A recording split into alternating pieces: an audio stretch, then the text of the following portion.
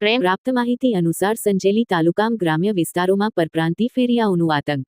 મળતી માહિતી મુજબ સંજેલી તાલુકાની અંદર તકડા મુવાડી ગામની અંદર પલાસ ભીખાભાઈ માવજીભાઈની ઘરેથી ફેરિયાઓએ ચાંદી ધુવાડવા માટે આપી હતી. માવજીભાઈ પણ શંકા જતા ચાંદી 500 ગ્રામને બદલે 100 ગ્રામ ચાંદી કેમિકલવાળા પદાર્થોથી ચાંદીને ઓગાળી અને ફેરિયાઓએ સફળ ઓપરેશન બહાર પાડ્યું હતું. આખરે ચાંદી દોનારા આ વ્યક્તિ શંકામાં જતા પલાસ ભીખાભાઈ માવજીભાઈ તાત્કાલિક પકડી અને સંજેલી પોલીસ સ્ટેશનને હવાલે કરવામાં આવ્યો હતો. ક્યાં સુધી આવી અક્ષર જ્ઞાની અને જ્ઞાન વગરની પબ્લિક લૂંટાતી રહેશે?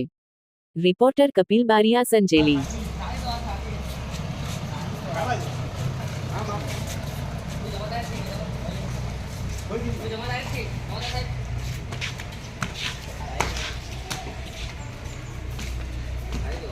Terima kasih.